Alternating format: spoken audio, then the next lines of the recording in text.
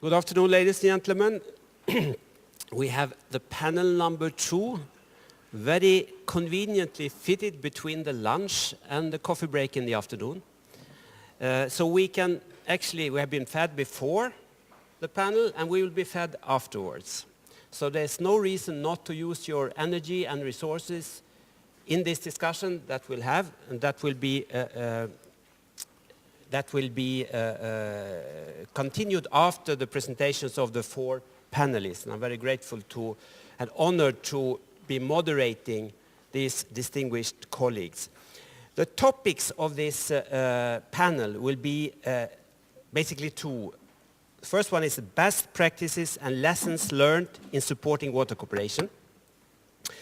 And the second sort of parallel topic is security-related benefits of transboundary water cooperation, including political, safety, socio-economic, and environmental issues. I take the opportunity to having the floor and having given myself the floor to say a few words in a follow-up to the previous session on the UNECE Water Convention. My name is Libert, as you can see here on the screen. I am the regional advisor for the UNECE, and I have the privilege to work with not only the Water Convention, but with several conventions under UNECE. I just want to say, because we have mentioned the Water Convention before, I just want to say a little bit about its principles, just to deepen a little bit the understanding of what was discussed the first time 25 years ago in Sofia, when the meeting that took place initiated the development of what became the Water Convention, the Helsinki Convention. In fact, this meeting in Sofia, they initiated 2 different conventions. Both are called the Helsinki Convention, which causes some confusion. And both are UNECE Convention. It's the Water Convention and it's the Industrial Accidents Convention. Now, 25 years later, we have a fully ground-up convention with a lot of progress under its belt. And in 2013, it entered into force as a global instrument. And Montenegro, it was recently the latest and the 40th party to the convention. As I said, it's a framework convention, and it has helped to create or to shape very successful water cooperation in Europe. You could also say that the successful water cooperation in Europe has helped to shape the convention, because exactly what was described with the Russian-Finnish cooperation that started actually 50 years ago, which is the double to 25 years, it actually characterizes a lot of what the Water Convention is all about. It builds on 3 pillars. It's a reasonable and equitable use of water to avoid causing transboundary harm. And the 3rd pillar is cooperation, because you cannot define these parameters if you don't have a dialogue. And that's maybe the most distinctive difference between the ECE Convention and the New York Convention, the Water Courses Convention, because the ECE Convention demands negotiations, conclusions of an agreement, and establishment of what we call a joint body. And this is also what we see all over Europe.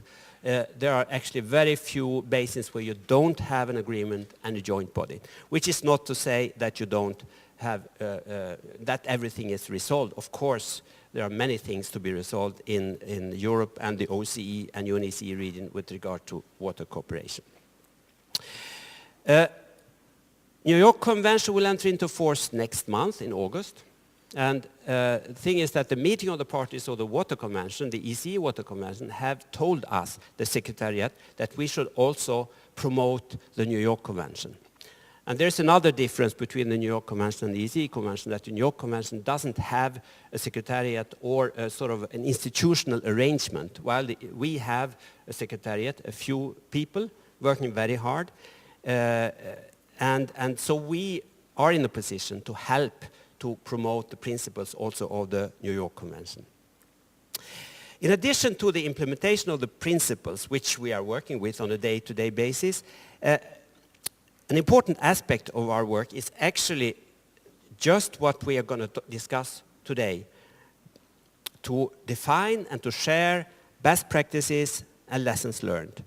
And in this context, we are also very happy to work together with the OSCE. We work in several basins, Kura, Dniester, Chuan, Talas, Pianch basins with OSCE. And in fact, during the sessions before lunch, I actually found a reason or found a basis for further developing this cooperation. I can say that from the start that we are very happy about that. In fact, I think that cooperating on water, transboundary waters, gives a very good basis for cooperation between international organizations, with countries, with different stakeholders. So it gives us a very good framework for working together. And I think the community that has gathered here in this hall is part of that community that can work together to help to develop the water cooperation. So that's all from me to start with. And I'd like to hand over the first word to Miroslav Jenča, Special Representative of the UN Secretary General, Head of the UN Regional Center for Preventive Diplomacy for Central Asia in Ashgabat, with a distinguished career in the Slovak Ministry of Foreign Affairs. I would be happy to hear what is happening in Central Asia on water. Please. Thank you, Bo. First of all, I would like to thank the OSCE for organization of this timely event, to discuss more principles, to discuss more vision as regards water diplomacy as a preventive measure, as a tool how to achieve sustainable peace. Because if there is area that has serious conflict potential, notably in the region of Central Asia, but it is all over the world, not only Central Asia, so it is water and water disputes. We have global tendencies, climate change is a reality, glacier melting, and for example, if we go to Central Asia, see the key rivers, Amu Darya and Sir Darya, so they get water for glaciers. It is definitely telling us very clearly about the need to strengthen water cooperation and find ways how to use water more efficiently and also, to contribute to the friendly relations among countries instead of conflicts. Let me maybe recall the words of Deputy Minister from Tajikistan, Mr. Tavladzoda, who spoke during previous session and who said that at the basis for any arrangement in the region of Central Asia should be, historical traditions, because people who live there know better and they have been faced with the disputes for many years. Therefore, to pretend that we from international organizations or foreign actors know better than themselves would be very foolish. So I think it is very important in this regard to rely on the wisdom of the people who live there in this region. Second, that their main principle is peaceful solution of disputes. And if you look at the Central Asian region, so since appearance of independent states more than 20 years ago, they have been able to preserve peace. And there hasn't been interstate conflict during that time.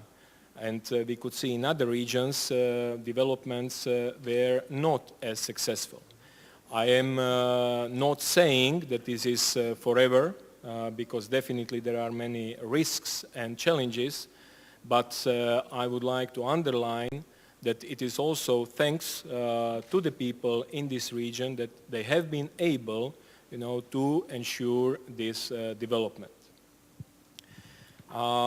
Next point, I would like to say a few words about the topic that Bo has already mentioned, and it is international water law.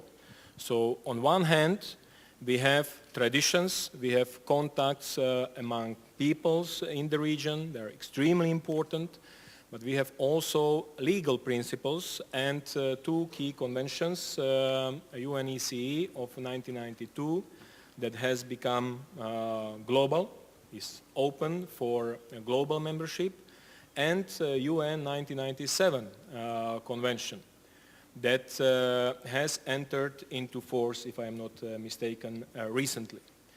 The countries in Central Asia have different views as regards the conventions. Not all are convinced that they are in their benefit. In the United Nations, we think that those conventions are important part of international water law, and they create a basis for peaceful cooperation. They are general, therefore they need also for specific legal mechanisms that would reflect regional specifics, in this case in Central Asia. Therefore, the Regional Center for Preventive Diplomacy has invested a lot of energy in engaging with all 5 Central Asian countries and International Fund for Saving the Sea, a unique organization, regional one, in which all 5 countries of Central Asia are members, in order to explain better, the principles, the potential of the conventions, and experience from the regions, river basins from all over the world, in order to use it in Central Asian context. I have to say that Central Asian countries, all of them, have shown a lot of interest in order to get better understanding as regards key principles Bo have mentioned, right to fair and equal use of water, rational use of water on one hand, and on the other, do no significant harm principle. Because there definitely, if you think a little bit deeper about those two principles, there are many questions that are being asked, and we have tried, with engagement of world experts, authors of the conventions, to answer those questions. On the other hand, as I mentioned, those conventions are general. And there is also a mentioning in those conventions about necessity to have more specific mechanisms. This is why our regional center has been active in this area, and together with UNECE, with other partners, regional organizations, proposing mechanisms that could reflect better regional conditions. This process is not easy because there are many factors in Central Asia that need to be taken into account. But what I can say is that there is engagement, there is discussion about those issues, and there is a will to find solutions to those questions. Let me mention one more thing when we talk about cooperation, and several speakers already have touched upon it, and it is about future. It is about education. I think what also OSCE and other organizations, including United Nations, have quite large potential to do is to invest more in education, to teach younger generation how important it is to save water, to use water better. If you talk about integrated water management, so for children it's difficult to understand what does it mean. But in other words, it means use better water you have and make it sustainable. So I think that in this area there is a lot of deficit that can be used also in our activities in order to teach younger generation to prepare the basis for better use of water in the future. I understand that the time is limited for each speaker, so I just wanted to maybe, touch a few topics we can discuss further on, and of course I will be more than happy to answer your questions or comments. Thank you. Thank you, Ambassador Jenča. I think you have been able to cover quite a broad area within the sort of the framework of work of your center, and pointing out, first of all, that water diplomacy is a very much needed direction of work in Central Asia to in the face of climate change, in the face of also, I would say, socio-economic developments. There is a need to strengthen cooperation on the big rivers in Central Asia. Of course, we should, in that respect, not forget about the historical traditions that actually have resolved many of these problems previously, before this international interaction that we have today. And one thing that we should point out is that in Central Asia, the countries have found always peaceful solutions to problems. And I could say from myself that if you meet with water managers in Central Asia, there is no more diplomatic people than those. They have learned how to deal with each other. One thing that you raised is the importance of international water law, but on the other hand, the principles are not enough, and I fully agree to that. The principles need to be interpreted against the background of the reality of life. And this is something that your center is actively dealing with, and you are making some progress, and we hope that we can see additional progress and find new ways to develop cooperation on water in Central Asia. The future, you also mentioned, and this is also maybe a special case, if I may add from my side, because in Central Asia you have what you may call the Soviet generation, very well trained, very well experienced people, but that generation is phasing out with time, and there needs to be a new generation engaged in water management, but also a new generation will need to learn more about how to use water efficiently and safely. So that's my short interpretation of your intervention. And now we're moving to Dejan Komatina, who is the, I must look so I say, the Secretary of the International Sava River Basin Commission since 2006, and previously a PhD in civil engineering. And of course, Dejan, you have been working, if we look at the security aspect of work, you have been working to develop water cooperation in an area that was really not distinguished by good cooperation in the 90s. So I look forward to your intervention here. Please, Dejan. Thank you, Bo. Good afternoon, ladies and gentlemen. So let me start with a very brief introduction on how the transboundary cooperation in the Sava River Basin was created, actually. It was established as a response to two major challenges. The first one was a strong need for economic development in the region, but also at the same time need, and I would say legal obligation, for environmental protection of the region within the basin.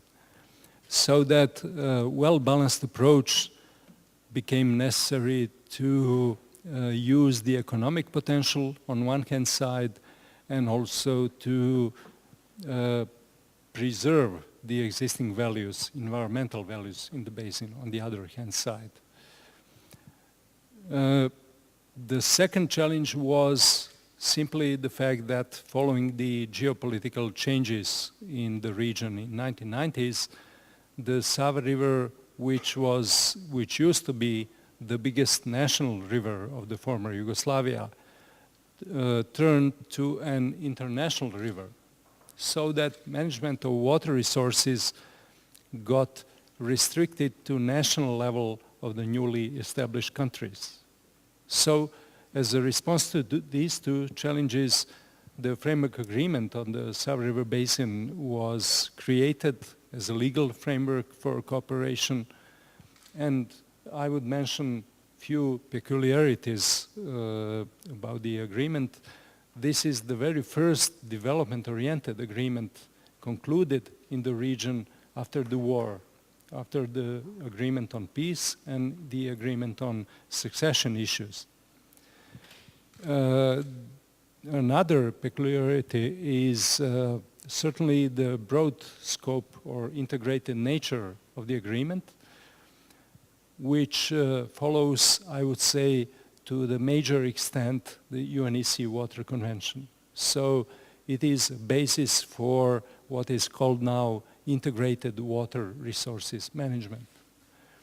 And accordingly, the agreement provides the Sava Commission, which is the implementing body of the agreement, with the broadest scope of work among international basin organizations in Europe, dealing at the same time with protection issues, such as protection of water and ecosystem, protection against water-related hazards, floods, droughts, accidents involving water pollution, and also development issues related to water use, navigation, river tourism, and all the other uses.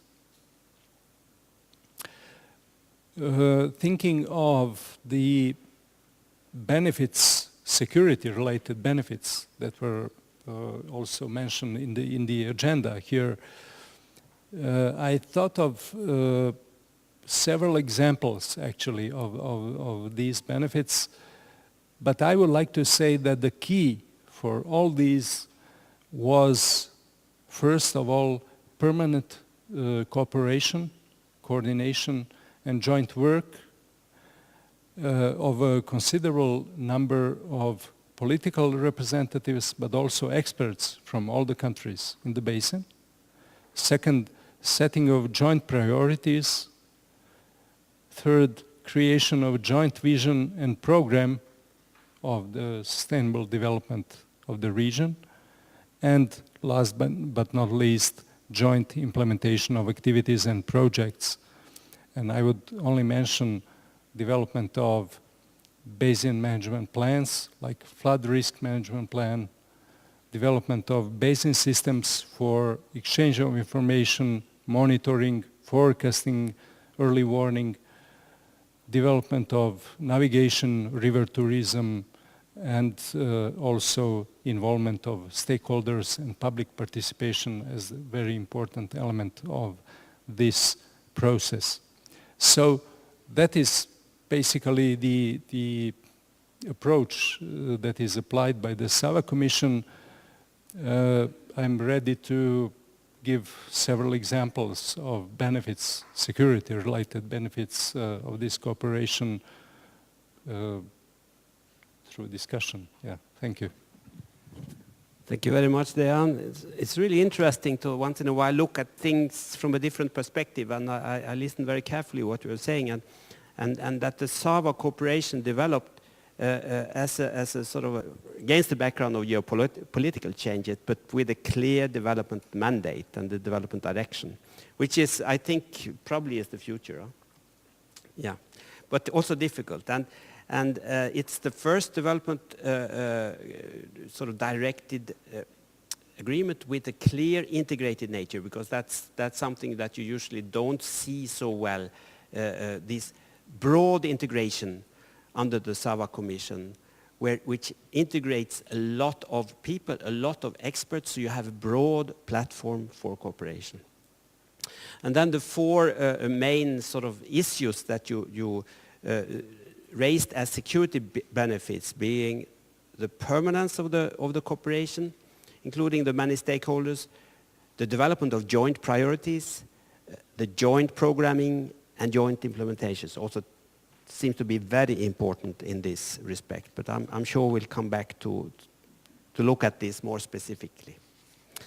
Then I turn to the third panel member, Ilya Trombitsky, who was actually an ichthyologist, and he's most happy when he's with his fish out in the Dniester River, I think. And he is a previous member of parliament, and since 2003 he's an executive director of the NGO Eco-TIRAS, which is International Association of River Keepers. And if there's somebody that you could call Mr. Dniester, it's Ilya. Please go ahead. Thank you, Bo. In reality, Dniester feels a lot for all Moldavians. It is a kind of a symbol of Moldova, but it is transboundary river. And it is shared by two countries, Ukraine and Moldova, and again it's coming to Ukraine near Black Sea, so it is specific from the legal point of view. We are middle stream, which should be good in theory, that Ukraine should be interested in both parts of the stream, that they will be of good environmental quality, which is not happening sometimes. It's happened just after our independence. We get from the God, not from ourselves, but it has happened that Moldova started to create new legislation, started cooperation with the neighboring country and so on, very quickly ratified the Water Helsinki Convention, and started to develop these things. Of course, the mentality of Soviet people in field of water management is different from those who are from the West. Because of that, until now, people in the state prefer the language of complex management, complex approach, but not integrated approach. In reality, it is a difference in mentality and of approaches. And it is difficult to fight with this approach because people prefer to think that rivers are water agencies' issue, but not of everyone. And we started to work on the Dniester River from 1995 as NGO. Till 1999, we clearly understood that we need integrated river basin agreement for the Dniester River. Our ministry was supportive to us, but when we created the first agreement and our ministry sent to Ukraine, no response. In 2-3 years, we understood that without support of international organization, we will do nothing. We attracted good people from OSCE. I can mention Mati Sidorov, who is Finnish, and still. And then Libert and others, very good team from Geneva Helsinki Convention Secretariat. Step by step, in 1995 we started the project, and what is good that these two agencies fully accepted participation of NGOs. But in 1999, looking on how NGOs are working in different parts of the world on rivers, we found the American model of river keepers, and we found that association of NGOs of the river basin could be a very fruitful approach. And this report was done on one of our international conferences dedicated to the river basin by a professor of environmental law of the Oregon State University, John Banine. And people were so much attracted by this approach that in a night we established this association. 11 NGOs were founders, but now we have more than 50 NGOs members. And this network permits us This network covers Ukraine, Moldova, and Transnistrian part of Moldova. So we cover practically all basin. And in practice, we have no differences in views what should do our governments. It very much permits us to have a joint pressure to our governments.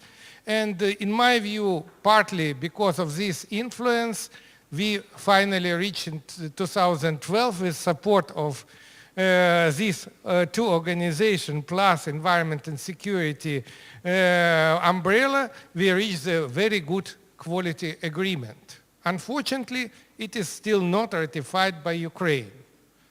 And we are waiting. In this case, I compare the situation with former Yugoslavia countries, which had a war, and our situation where no war but no substantial progress. This is a good lesson, how you need to improve your life if you want. We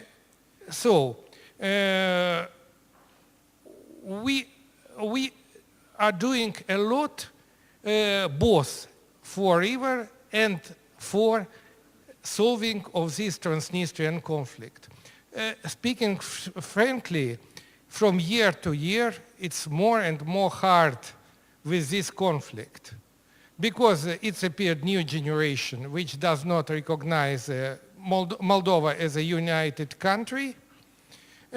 Plus to that, enough influence has such a geopolitical approach.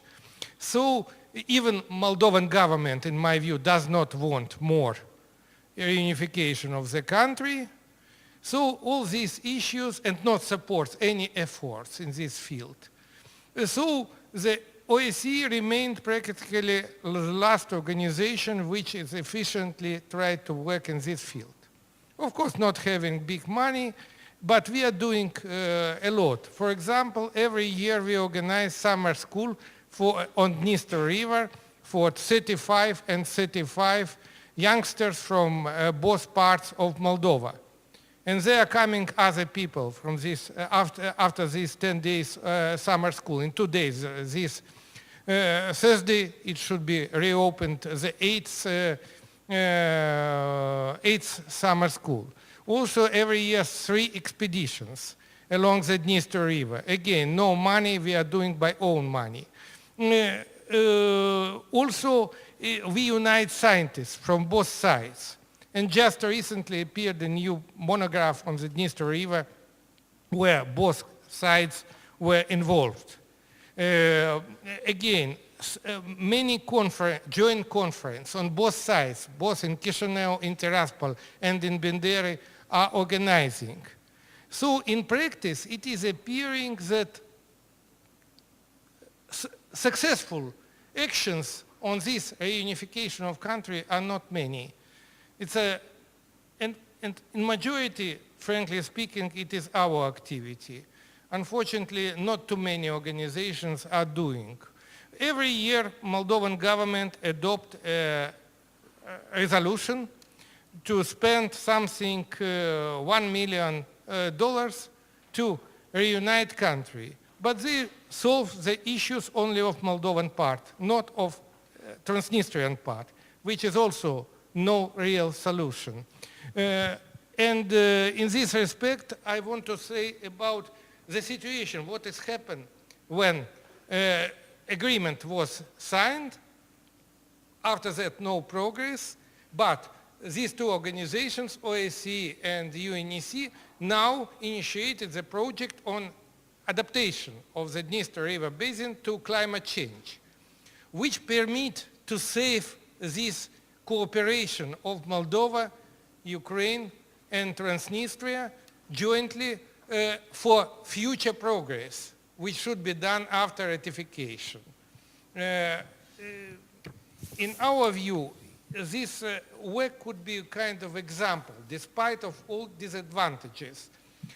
In our view, it is very important to attract, like advisors, to attract local NGOs to actions.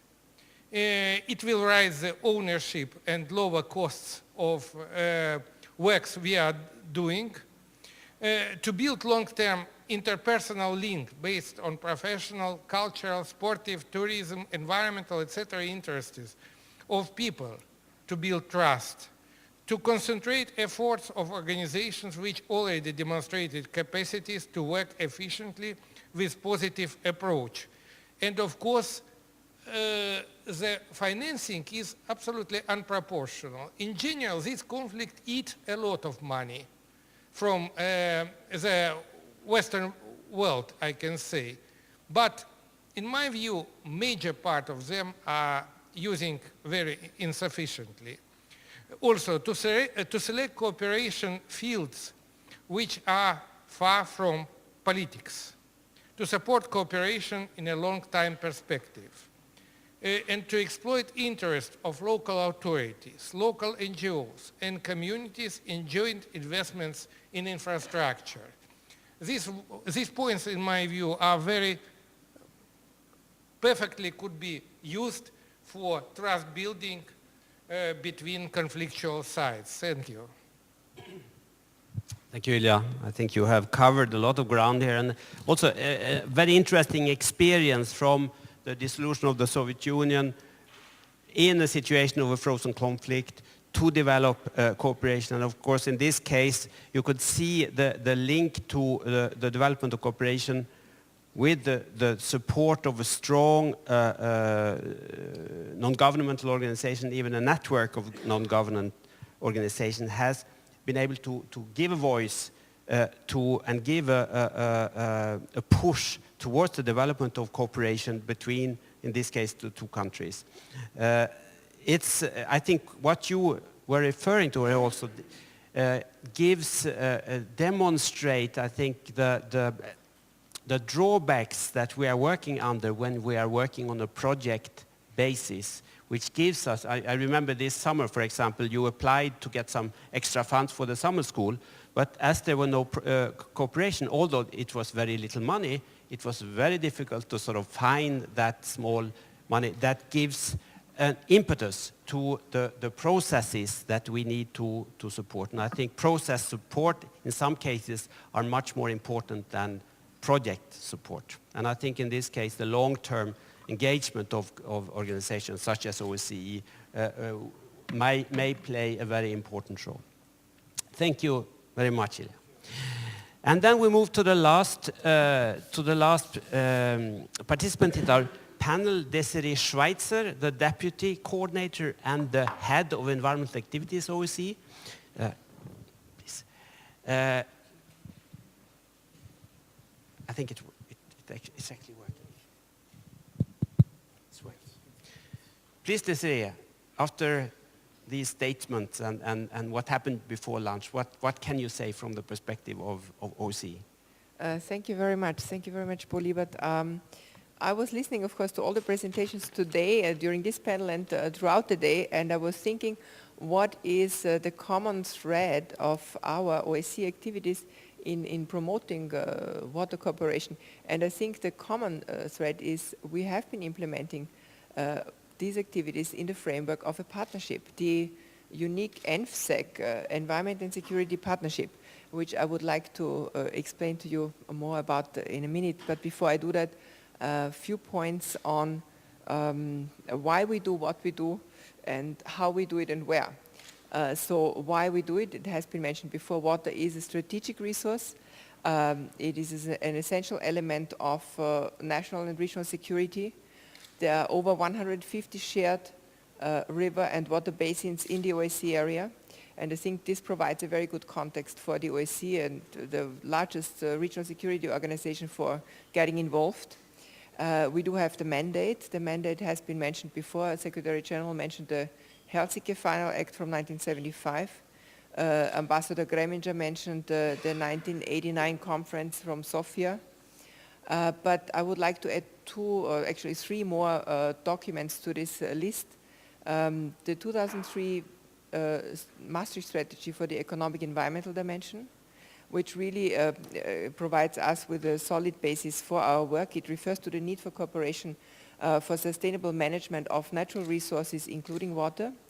And then 2 documents that were adopted in 2007 during the Spanish OSCE chairmanship. One is the Ministerial Declaration for Environment and Security, and there was also a Ministerial Council declaration adopted on water cooperation. So this is the basis for our work in addition to the UN convention that were mentioned, and this last decision I mentioned refers clearly to the UNECE and to other international organizations and the cooperation needed between OSCE and other organizations. And it also calls upon participating states to enhance cooperation on water management. So how do we translate these mandates into practice? We do this at the OSCE at different levels. We have broad political discussions during our meetings here in Vienna at the EEC, the Economic Environmental Committee, the Permanent Council, the EDIM, the annual implementation meeting in the second dimension, but of course also during the discussions of the Economic Environmental Forum, which is the highest level meeting in the second dimension. Economic Environmental Forum themes are very much influenced by the chairmanship of any given year. In past years, the topic of water has been in the center of attention several times, but also if in cases where the topic was not clearly water related, there is always a connection to water. I want to add last year, for example, the topic of the Ukrainian chairmanship was enhancing security and stability by looking at the environmental footprint of energy-related activities. So that also brings the water dimension in. This year's topic of the Swiss chairmanship is related to disaster risk reduction, clear link to water, climate change, and issues that have been mentioned before today. We are doing this on a political level, discussions on a political level. We are providing this platform for dialogue that was mentioned as a necessary tool many times during today's discussions. And we are a facilitator of negotiations at the same time, together with our field operations and our partners in EMSEC. The concrete examples have been mentioned before of our engagement in water cooperation. You mentioned both the Dniester Commission, the Sava Commission was mentioned, Dniester was mentioned. I want to add to what you said on the Dniester. We are also engaged in a big project on climate change and security. That project is funded by the EU Commission, Instrument for Stability, with some co-funding by the Austrian Development Agency. It looks at the assessment of security of climate change and security implications in 3 OSCE sub-regions, Eastern Europe, Central Asia, and South Caucasus. And for the Dniester Basin, as you mentioned, we go a step further and we will develop a transboundary climate change adaptation strategy. This leads me to another point that, of course, our work is including all stakeholders, governments at all levels, official representatives of all levels, business sector, and the civil society.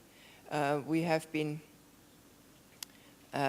within the EMSEC initiative supporting one of our biggest projects, the AHO Centers project, the establishment of public environmental information centers that promote the 3 pillars of the Aarhus Convention, which are access to environmental information, public participation in environmental decision making, and access to justice. And we started with this network 10 years ago with a very few centers, and in the last 10 years it grew into a sizable network of 56 centers in 14 OSCE countries. And just last week we went to the Maastricht meeting of the parties to the Aarhus Convention, and I have to say it was very interesting to see how well regarded the capacity building activities of the OSCE through this Aarhus Centers initiative are. We organized a side event where over 100 Aarhus Centers practitioners showed to participants of what the day-to-day work is and all the 3 pillars of the convention. I think I want to add one more thing on the Kura River, because that has not been mentioned before. It's so that Dniester, you mentioned, after 8 years of of negotiations, which already shows that patience is a crucial element if you engage in such a process. The Republic of Moldova and Ukraine signed this agreement. Moldova has ratified, Ukraine we hope will ratify soon. But we are currently also involved in facilitating bilateral negotiations in the South Caucasus between Azerbaijan and Georgia on the Kura River. And here we have been involved since 2010. Negotiations are going very well, and we hope that the agreement on the Kura River Basin will be signed soon, hopefully this year. I think that I mentioned almost everything. One point maybe in the end, we are also promoting water cooperation with the areas adjacent to the OSCE, our partner countries. With the Mediterranean partners, we are involved in a project that is called Valencia Follow-up. It is a project that is dedicated to identifying environmental hotspots in the southern Mediterranean. And the first workshop on this topic happened in Jordan in 2012. And we, with the help of Monaco, our major donor for this project, we hope to be able to organize a second workshop which is focusing on water cooperation in the Med region later this year in Vienna. And my very last point, Afghanistan and Tajikistan, bilateral water cooperation is promoted through our office in Tajikistan. And it showcases that our field operation, of course, have a very important role to play also in fostering water cooperation. Thank you very much for now. Thank you, Desiree. I think you highlighted very well. You gave the background for OSCE's engagement in terms of strategic documents, in terms of the internal dealings in the Economic and Environmental Committee, in the forum processes. Water has become a very important factor. And this translates then into projects, hands-on projects, where I think you find opportunities where you can, together with partners, for example in the MSEC partnership, you invest in developing agreements, in developing better platforms for cooperation, and not only in OSCE region, but also in the south, in the Mediterranean among Mediterranean partners.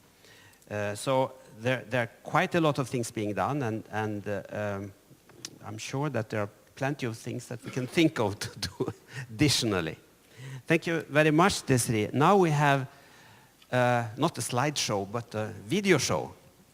The Deputy Minister, the first Deputy Minister, Nino Sharashidze from Georgia, she would like, from her garden, I'm told, to make a statement to us all. Please, go ahead. Georgia is very rich with water resources. We have more than 26,000 rivers. We have lakes, springs, groundwaters, and the sea. And we need to protect them, not only for ourselves, but also for our neighbors. Georgia is both upstream and downstream riparian, as water flows into Georgia from Turkey and Armenia, and water flows out of Georgia to Russia and Azerbaijan.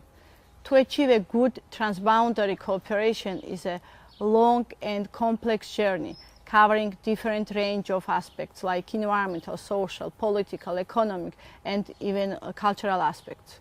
And still, I believe that good transboundary cooperation is all about the willingness to share the benefit, and the most important, to share the responsibilities. We, as the responsible member of the world society, recognize that political will and the political commitment are crucial preconditions for good transboundary cooperation. And Georgia is ready to take this responsibility.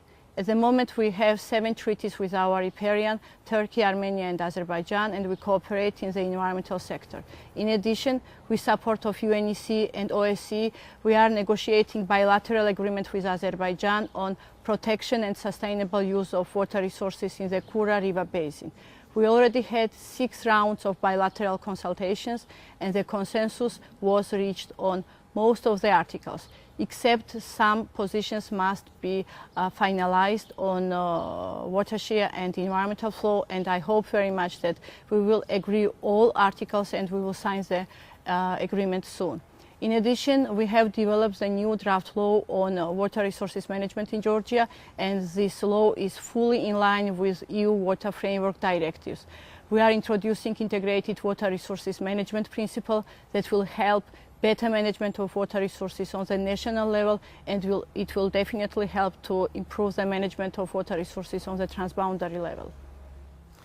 We environmentalists know very well that environment is not only about the environment, but there are very strong links between environment and human health, environment and sustainable livelihood, economic development, peace and security. The best about Environment and Security Initiative is that it is composed of 6 different international organizations, and each of these organizations is offering the strongest sides they have. And the strongest side of OSCE is its security dimension. Due to the climate change impact, the mountains of Southern Caucasus may not be able to provide the same amount of water resources as they were providing before, and it can be a potential risk of conflicts in the region. The activities of OSCE are addressed at reducing environment and security risks related to the water management.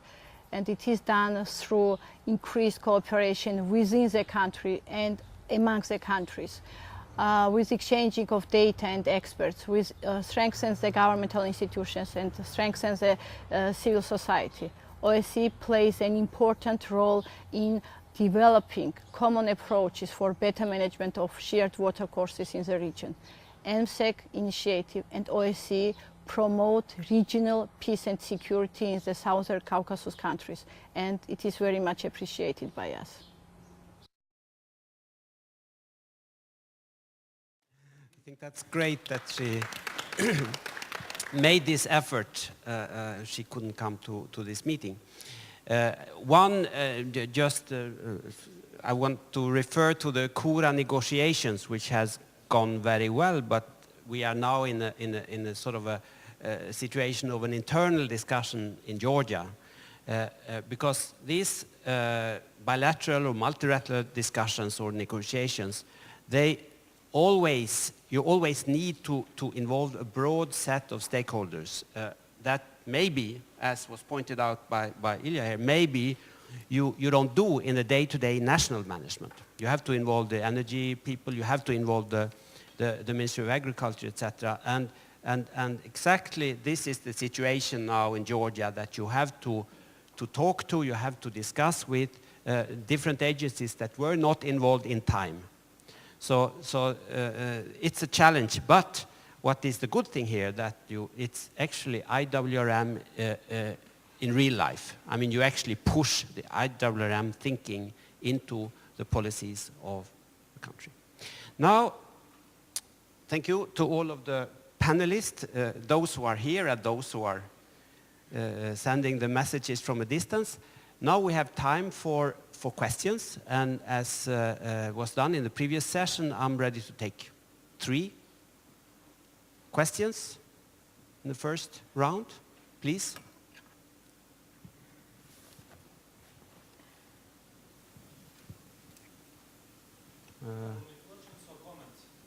Questions or comments? Please go ahead.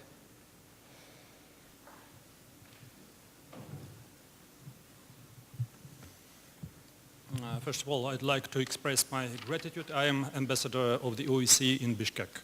My name is Kapinos. So first of all, I'd like to express my gratitude to our panelists for their very exhaustive and comprehensive expose. Their remarks are relevant to the situation in Central Asia. So water diplomacy is what is needed for preventing conflicts and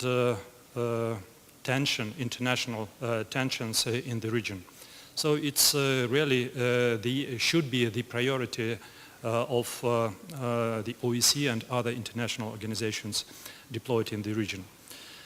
So the water diplomacy is very important, but the question is how effective it can be in the regional context.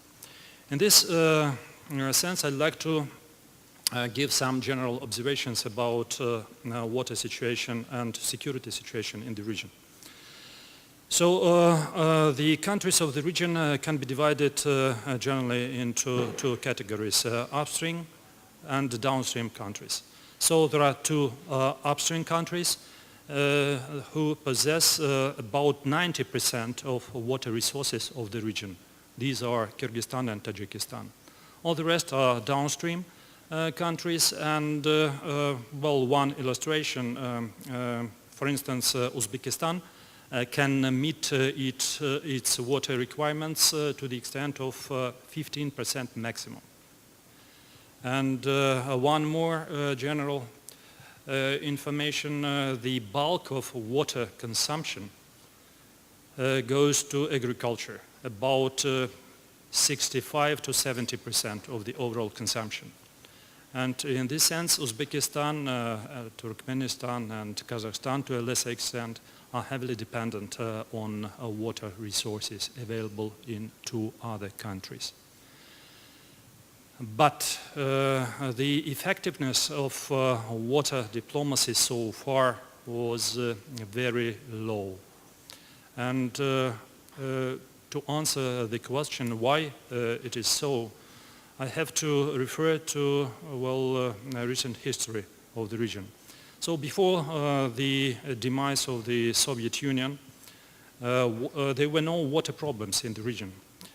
Well, the water distribution was centrally controlled, and water management was heavily centralized. One of the tools being used was swaps. Swaps in terms of water supply against supply of gas, oil and some other natural resources. Some agreements were in place and well, this mechanism worked smoothly.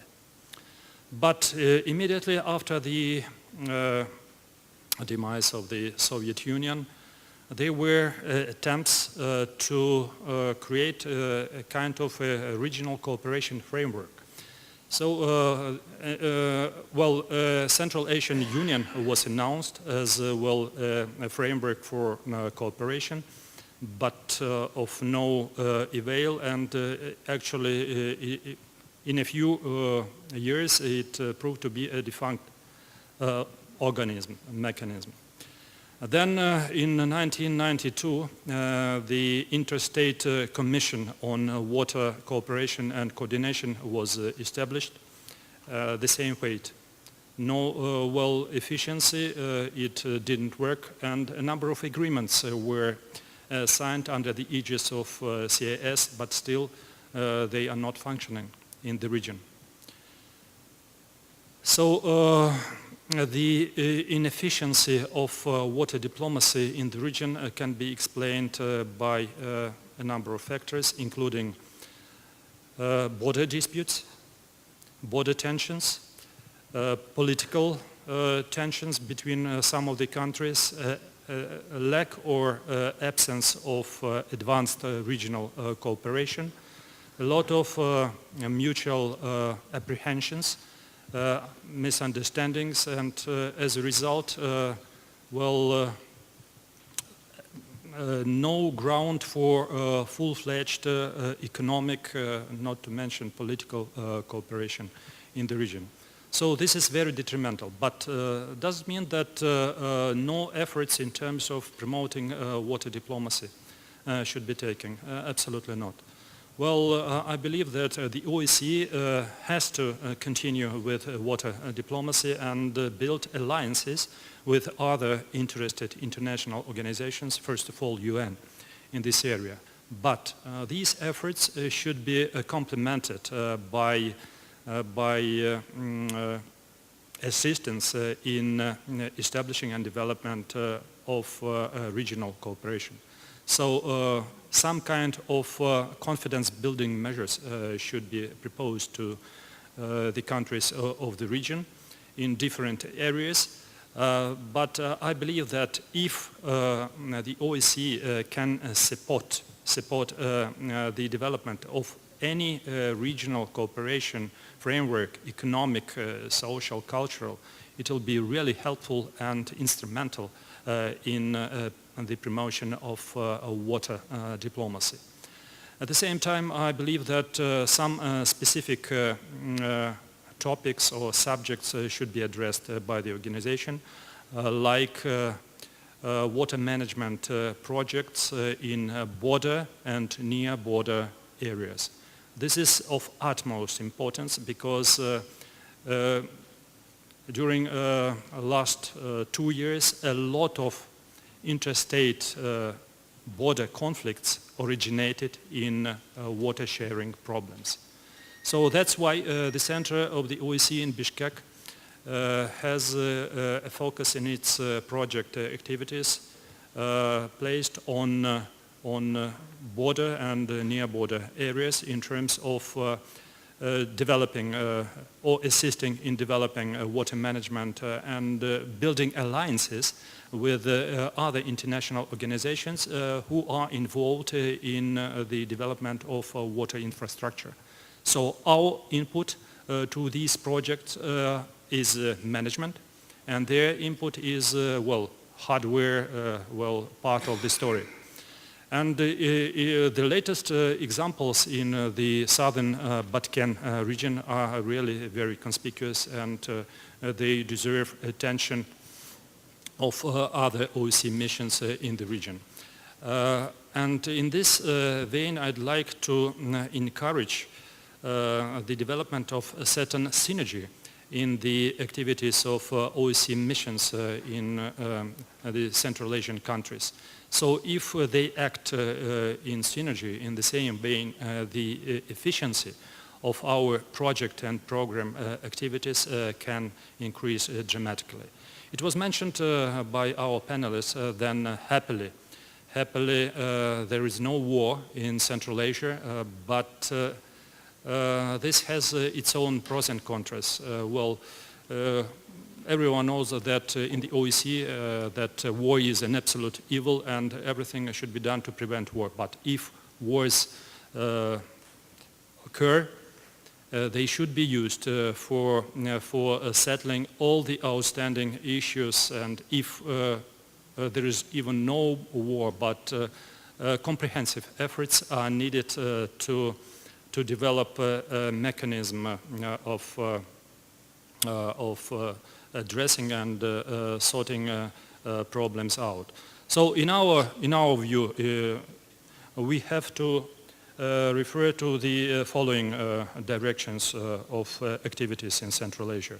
So Central Asian states need to work out an equitable sharing water agreement in accordance with international best practices. So we have to build our proposals on the best international practices, and there are really good ones. These states have to create an inclusive decision-making and dispute resolution system recognized by all parties. Civil society should play a more important role in making plans for regional cooperation. And external support from neutral third parties, such as the OSCE, UN, would help Central Asian states to gain access to international expertise and add credibility to the process.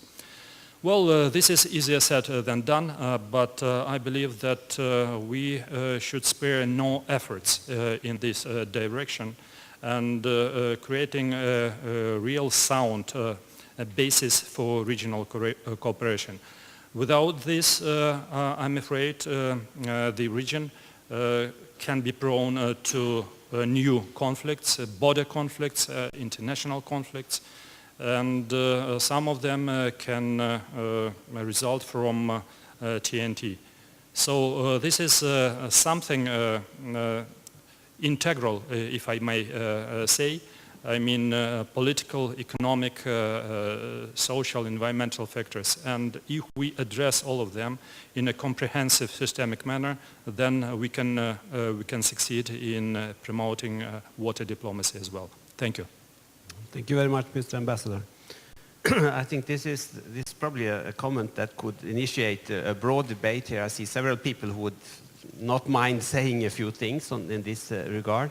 Let me take another comment or question from over there before we start, please.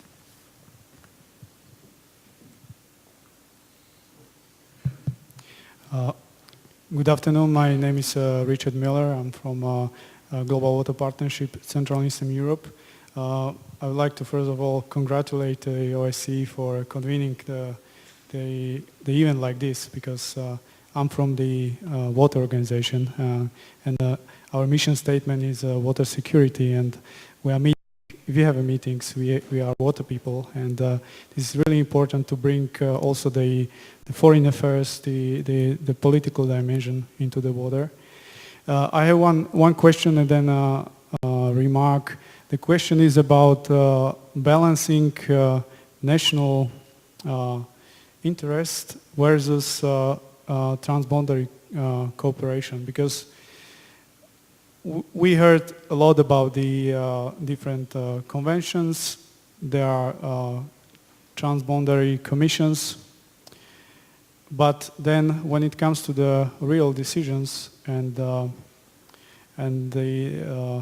funding for certain actions, for certain measures, this needs to be done mainly on the national level. So the question for the panel is, how do you balance these national interests versus the international cooperation in your context? And the reflection is that indeed it's really important for OSCE to work with others, to work on water diplomacy, because there are many organizations, as previous speakers already mentioned, UN. There are many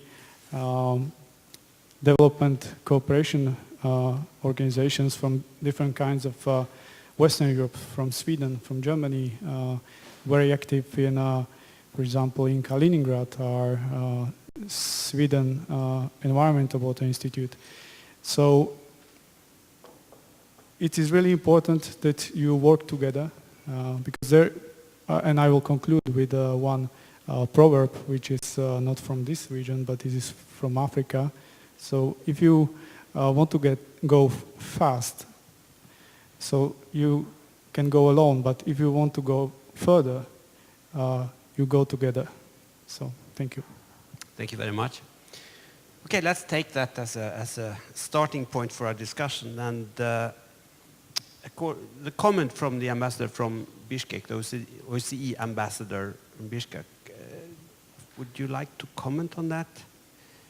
I mean, this is in line with what you are doing. And of course, the question here arises that a lot of water diplomacy has been done and is being done. And the question is, and the situation is not ideal. I mean, that point is easily taken.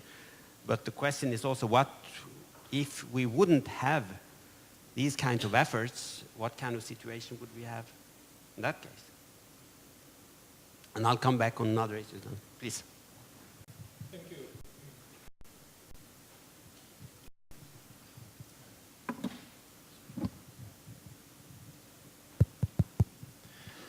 Thank you, and also Ambassador Kapinos for his, let's say, comment.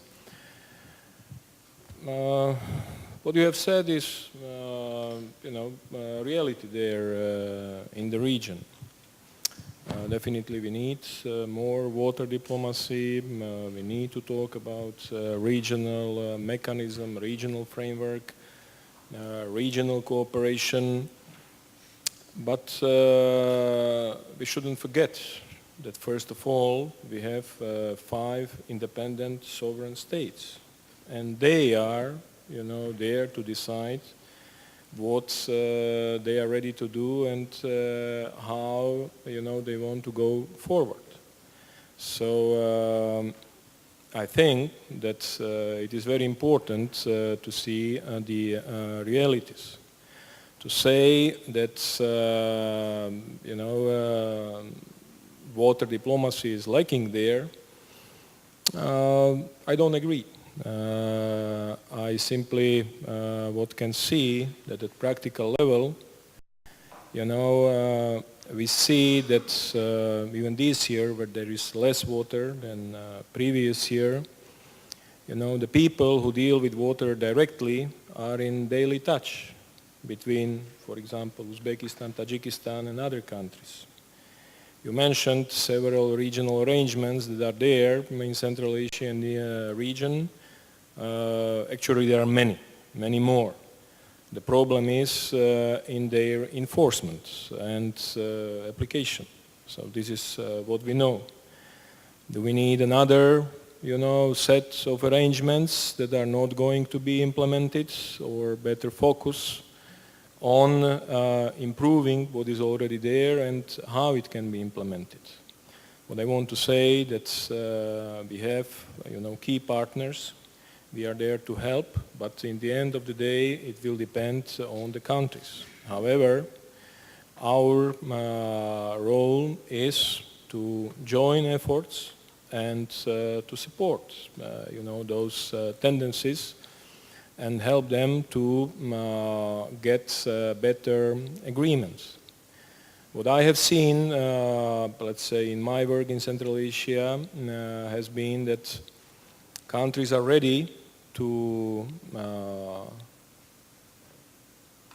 try to seek solutions when there is pressure.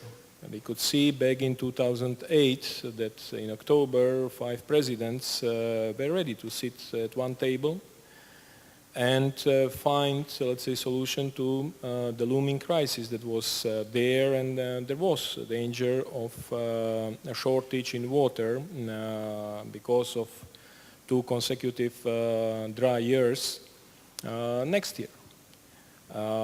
They found solution. Our here concern was that it is ad hoc solution, that it is not based on some kind of principles that could better prevent, or could offer sustainable solutions for the future, is not there. This is why we actually offered the regional legal mechanism that would include also strong dispute resolution.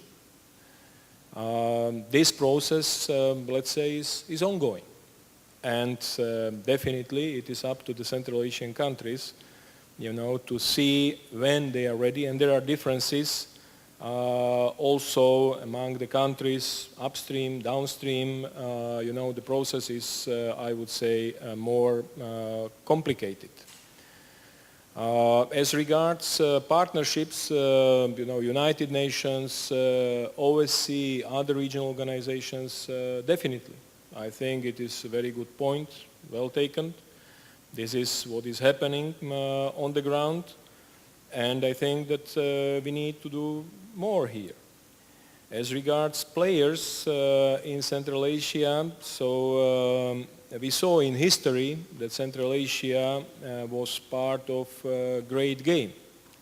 Some are saying that now, it is happening there something that is resembling this part of the history.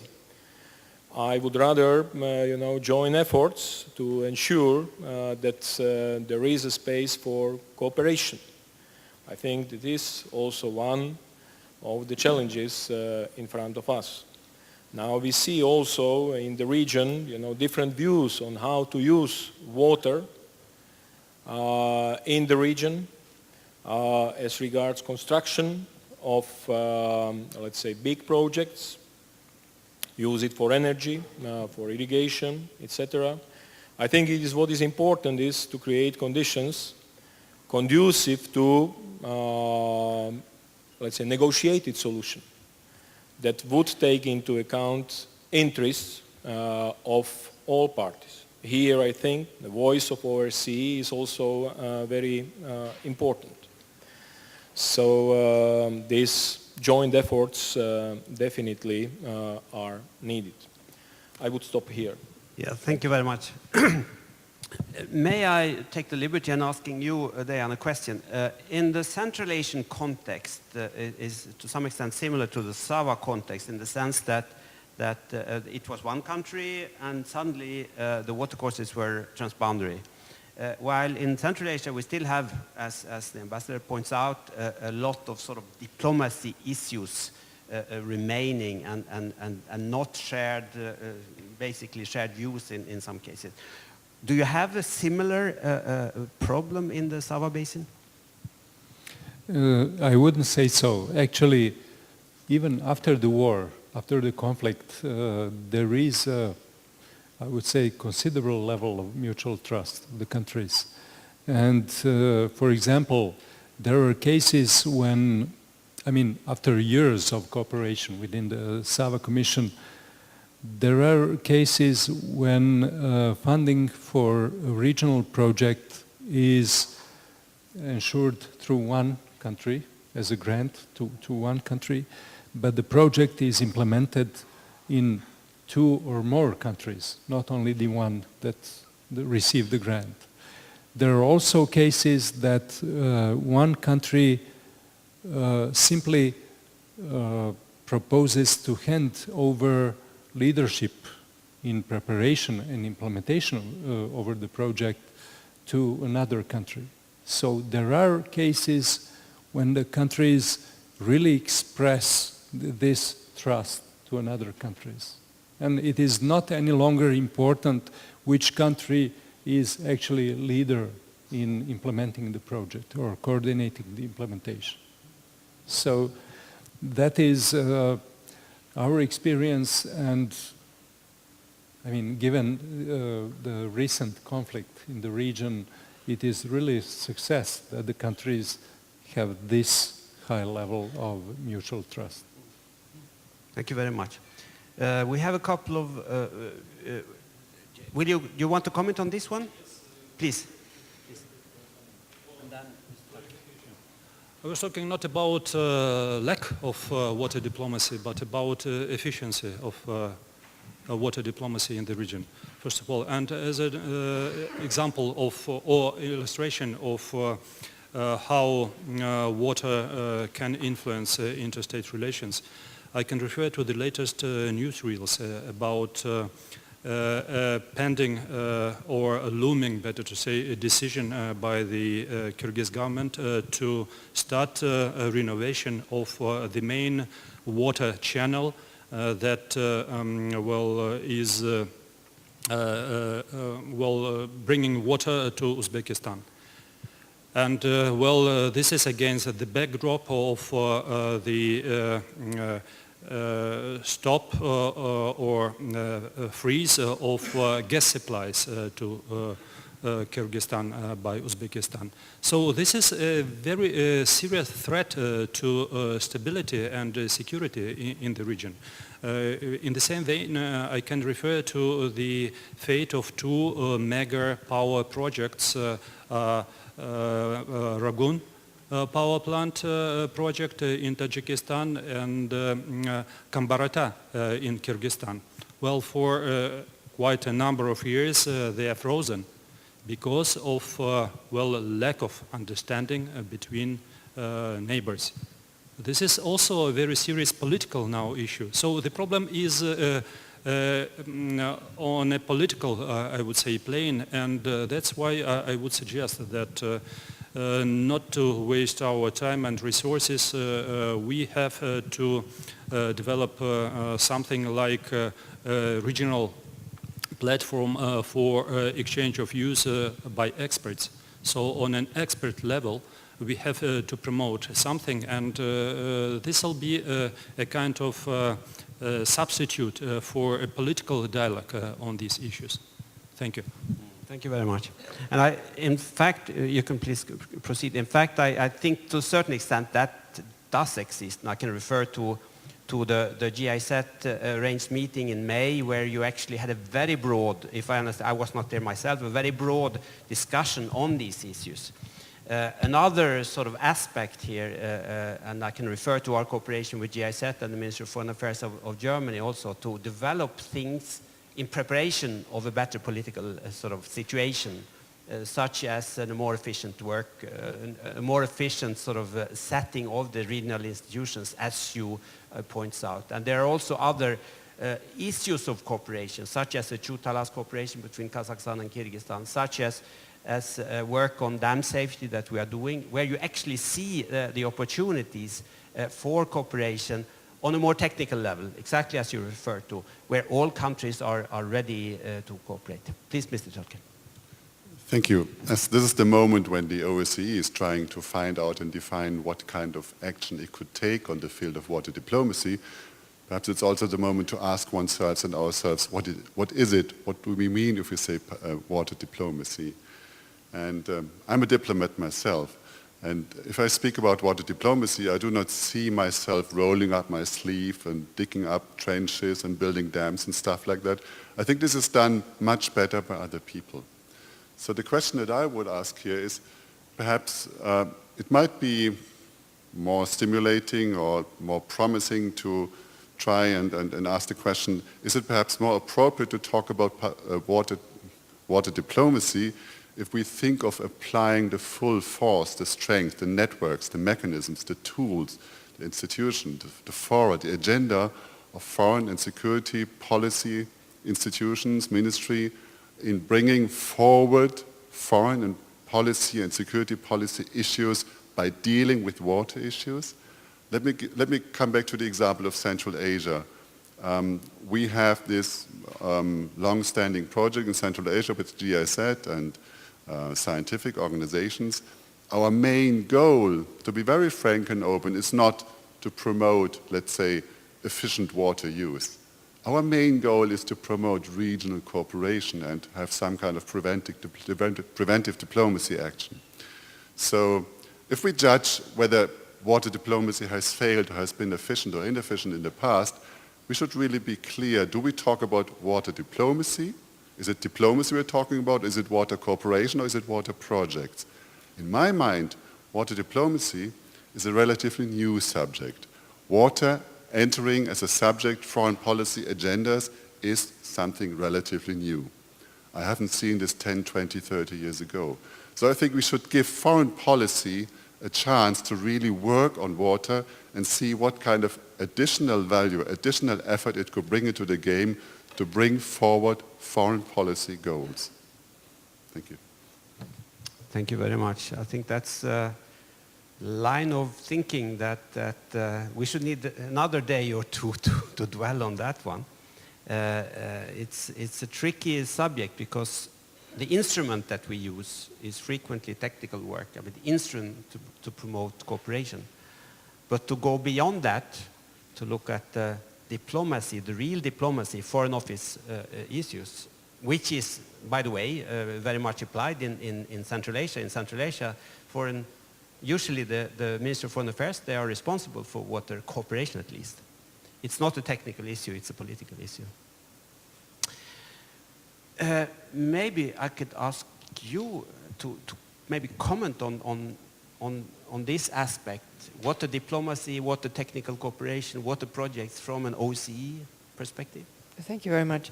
When I was listening to your comments, Ambassador, I thought a lot about what we heard today during the opening, and which I really liked was empower people to make them part of the solution.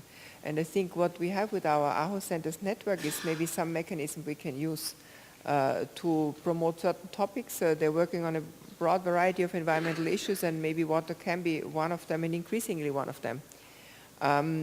What was also raised is that can the OSCE play a role in confidence building in the water sector? And I wanted to refer to an excellent example we have, which was as part of the comprehensive efforts of the organization to address the August 2008 conflict in Georgia.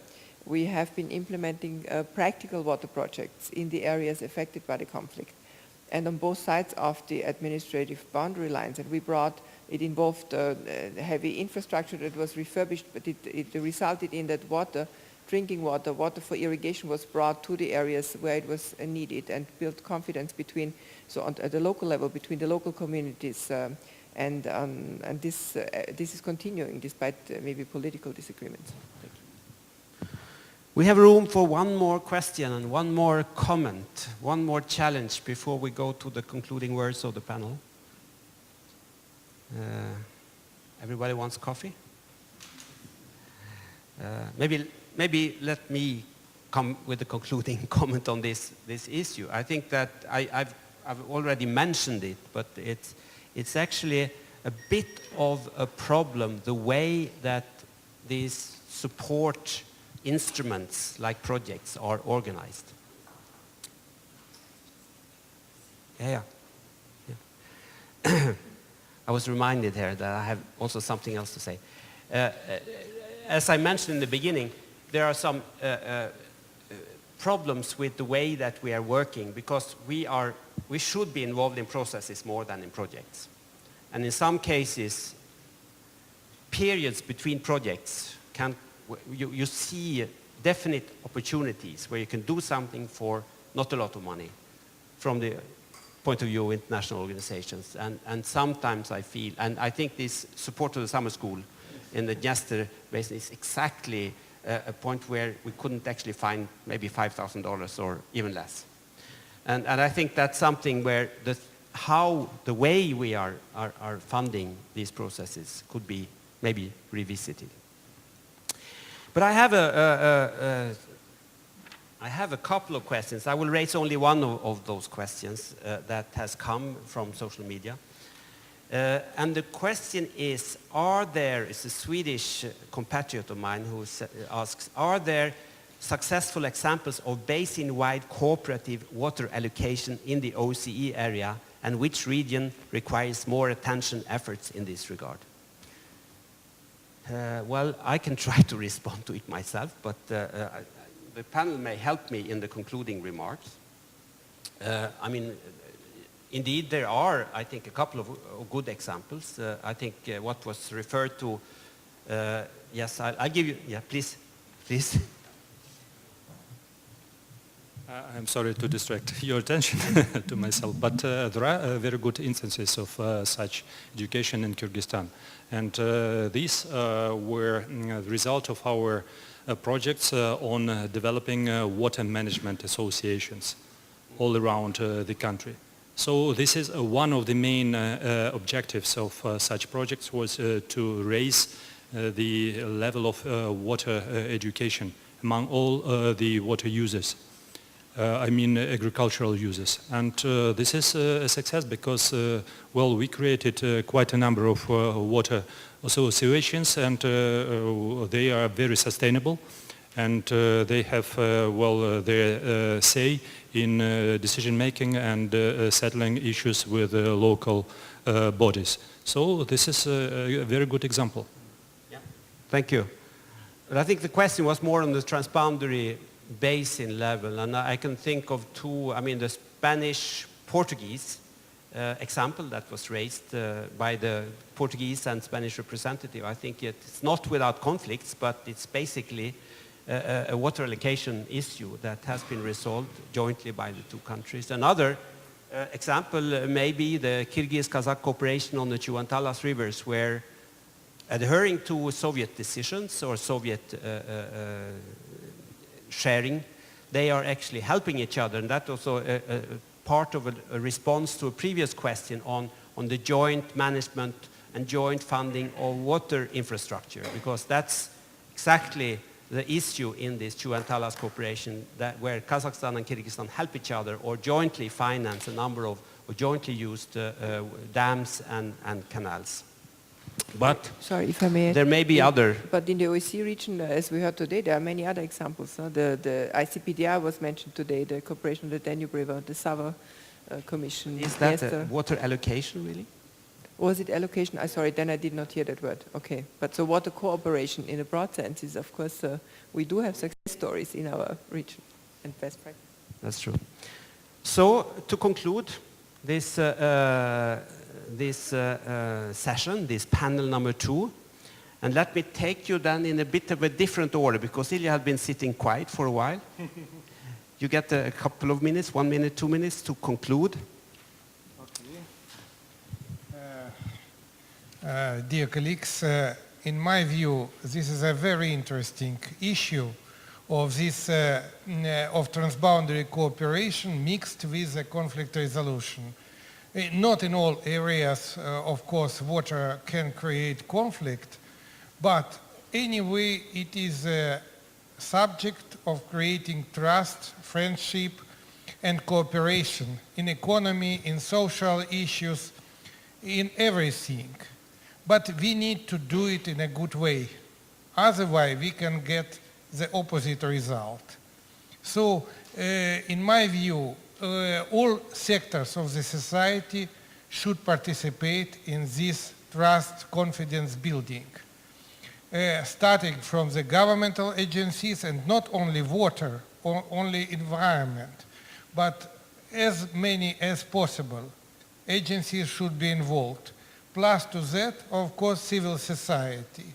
And these transboundary links, which are appearing as a result of such cooperation on transboundary water, is a good, best guarantee of the lack of conflicts and prevention of conflicts in the future, because it permits us to create interpersonal links between groups, between people, between agencies, and it in perspective creates a good style of behavior of nations for prosperity.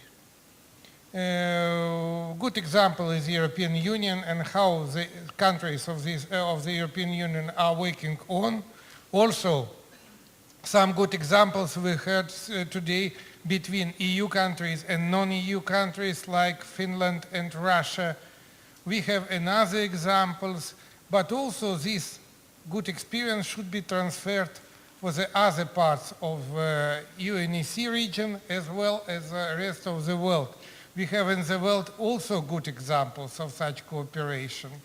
But in my view, water cooperation could be a subject of the solution of very difficult conflicts, including the Middle East conflicts between those people who are working in water-related issues are usually much more friendly than population in general. And from them could be started building of bridges of confidence. Thank you. Thank you very much. Desiree? Thank you very much. One more afterthought to the comments of Ambassador Kapinos. We are, of course, also looking to increase the role of women in water management, and we are developing a project for Central Asia and Afghanistan together with KAREK, but maybe that will be mentioned in the next panel. I think KAREK is represented there. My conclusions would be that we are fostering cooperation through concrete projects, in also providing our input to the broad political dialogue, but even broader, that the OSCE is not operating in a vacuum, but seen in the context of what's happening internationally, the discussions of the Sustainable Development Goals, the post-Hyogo framework discussions, and the Climate Change Summit. So to put our work in the context of the global developments. Thank you. Thank you very much, Ambassador Jenča. Some concluding words? I would like to say that there are many examples of experience sharing in the region of Central Asia where I work. There are proposals for concrete arrangements, including legal framework. There are processes like Berlin process, for example, that is happening. Other formats are there as well. But we should understand very clearly one thing, that we can, let's say, support things. We can facilitate some processes. But in the end of the day, it is up to the countries themselves that they have to take decisions for themselves, if those decisions are to be sustainable, long-term, and beneficial, honored by all partners. Therefore, I think this we should keep in mind, who is in driving seat and whose decision is going to be and who is going to implement it. In this sense, I just would like to underline once more that in order to use better our resources, we should join our forces and use these different platforms that exist in the region, in better way in order to provide better support. Thanks. Thank you very much. Finally, Dejan. Thank you, Bo. Actually, I hope that you got from my introduction that the cooperation is possible, cooperation of the countries even after a political conflict, after the war. What I find the crucial for success in this cooperation is that the framework for the cooperation is sufficiently broad to make all the parties satisfied. So to make sufficiently broad scope of cooperation as the framework agreement on the Sava River Basin is, actually covering all the aspects of water management, to really make all the parties find themselves and their interests fulfilled within the process of cooperation. Thank you. Thank you very much.